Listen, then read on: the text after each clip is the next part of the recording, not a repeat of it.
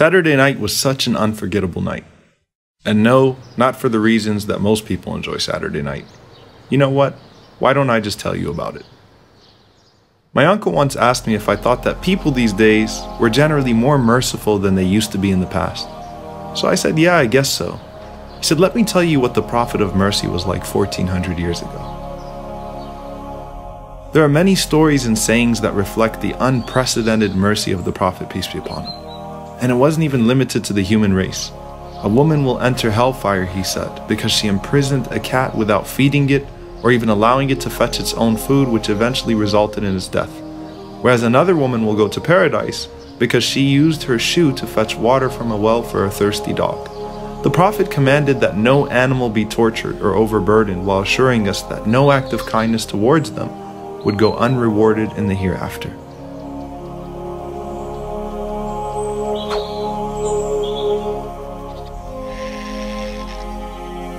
If even animals are to be shown this mercy, then what about humanity? So I asked him, what are you doing Saturday night? The Prophet's mercy was boundless, and no soul felt neglected by it. He especially showed love to the orphans who were deprived of the mercy of a parent, because he knew exactly what that felt like. Even on the day of Eid, when he saw a lonely orphan, he didn't hesitate to say, how would you like that Muhammad be your father, Aisha your mother, and Fatima your sister? As for us, I and the guardian of the orphan are like these two fingers in paradise.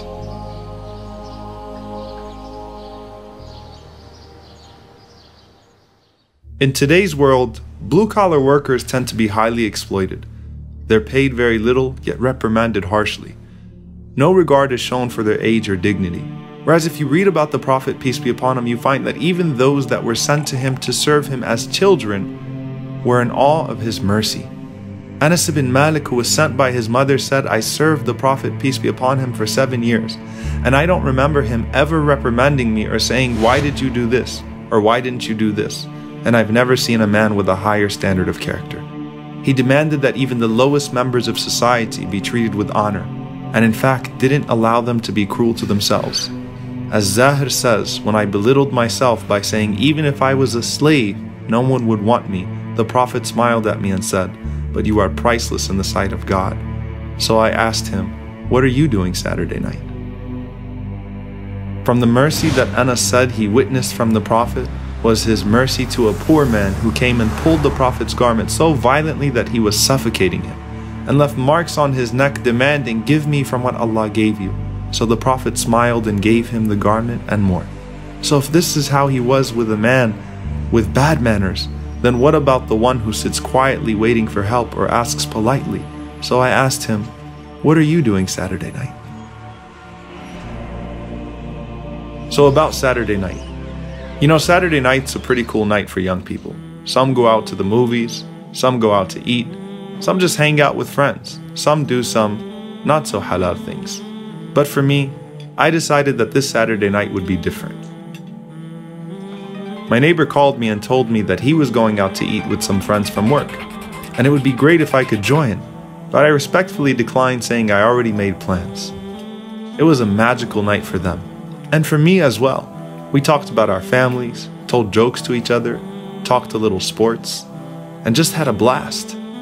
I actually really enjoyed dinner, and the company even more, and was reminded of the Prophet's words when he said, the worst food is the food served at a gathering to which the rich are invited, whereas the poor are left out.